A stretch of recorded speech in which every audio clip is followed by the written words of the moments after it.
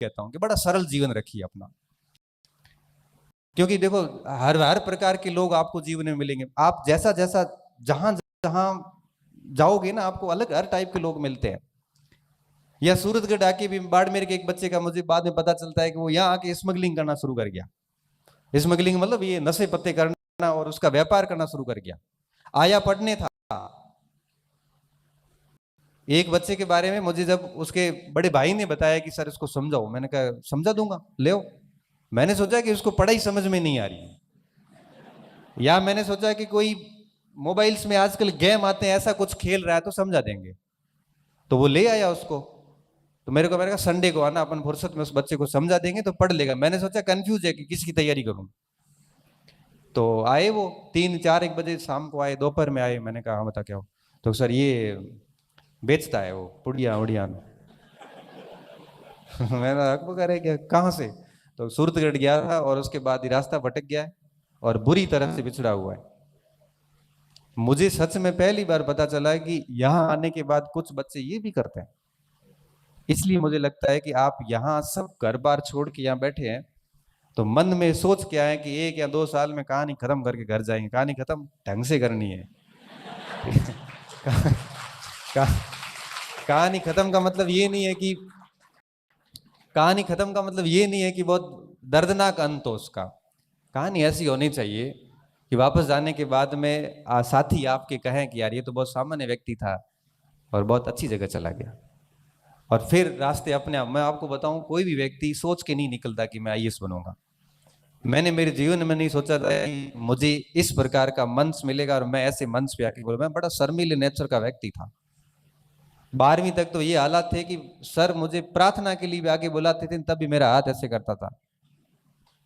मैंने कभी नहीं सोचा था कि ऐसा की चीजें होगी। मैंने इतना जरूर सोचा था कि सिविल सर्विसेज की प्रिपरेशन करूंगा या सेना में चला जाऊंगा, लेकिन वो दोनों चीजें स्वास्थ्य के साथ चली गई। मस्तिष्क में नहीं था कि इस हायर एजुकेशन में आएंगे और आप बच्चे मुझे सुनेंगे। सब डेस्टिनी ने तय कर रखा है आप कहां जाने वाले। बस बात ये है कि सब्र के साथ में तैयारी होते रहना बहुत जरूरी है। बस मेहनत करते जाओ। आप कहां पहुंचने वाले हो ये आपको नहीं पता। 4 पंक्तियां आती हैं, सुरेंद्र जी बोलते हैं तो मैं भी थोड़ी बोल लेता हूं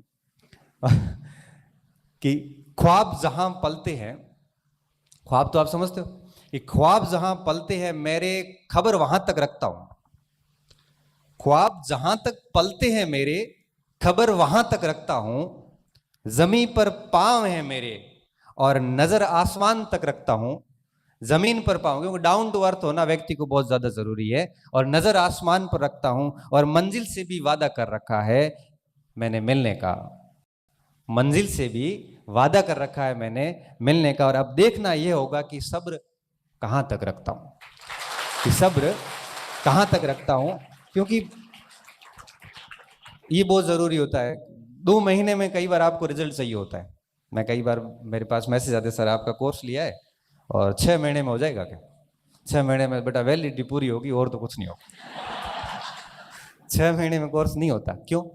क्योंकि आप किताब से पढ़ो, चाहे आप कोर्स से पढ़ो, चाहे आप गाइड से पढ़ो, एक विषय अपना समय लेता है।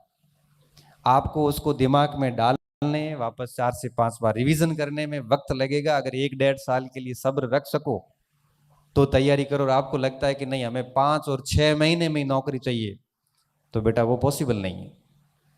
क्योंकि कोई भी विषय हो, चाहे पॉलिटिकल साइंस हो, चाहे हिस्ट्री हो, चाहे हिंदी हो, चाहे इंग्लिश हो, विषय अपना प्रॉपर समय मांगता है।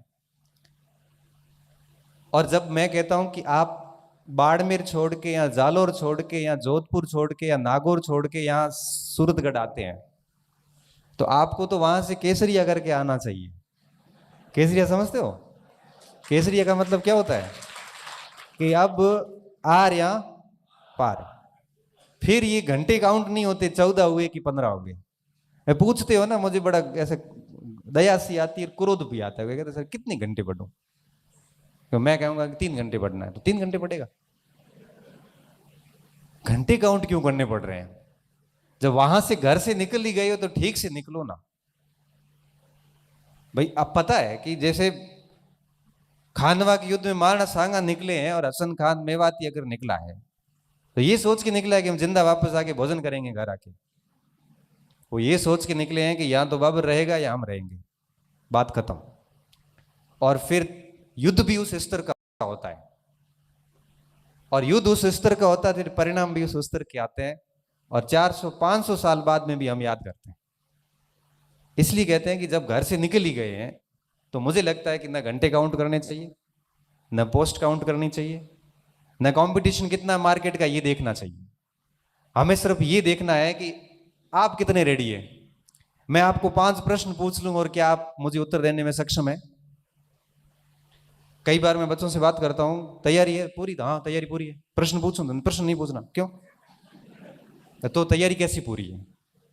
कॉन्फिडेंस तो ये होना चाहिए ना कि तैयारी पूरी है, पूछ सकते हो, आप कहीं से भी पूछ सकते हो। मैं इंटरव्यू देने गया कॉलेज लेक्चर प्रोफेसर का, तो उन्होंने जाते पूछा कि कौन सा भाग तैयार करके आए हो।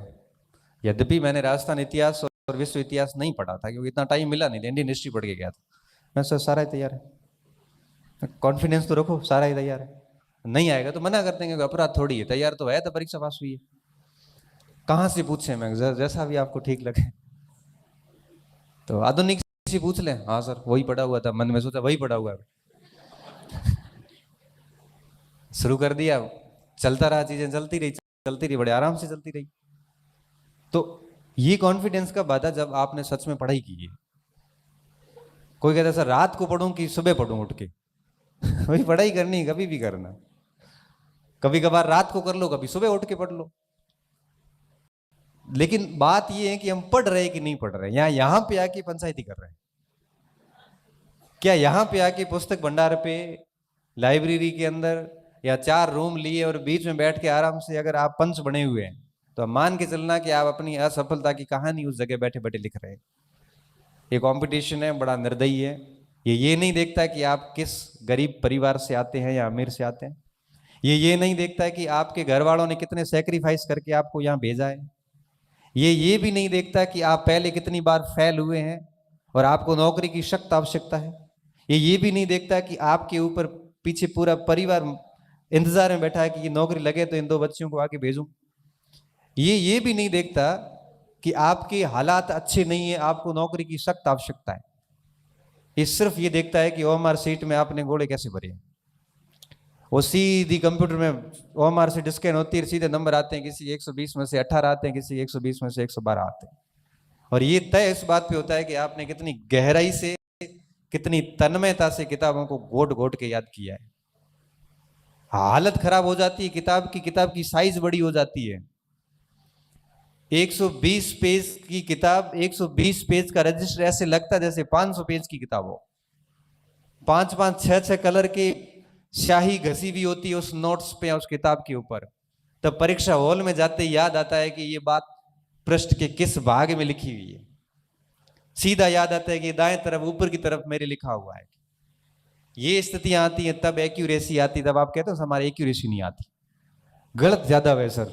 गलत होंगे ही कि मार आता है गलत हो गया। आते आते कैसे गलत हो गए? या तो आ नहीं रहा था या गलत हो गया, सीधी सी बात है। देखो आता किसी का गलत नहीं होता। ये एक सदी का सबसे बड़ा झूठ है। ये सबसे बड़ा झूठ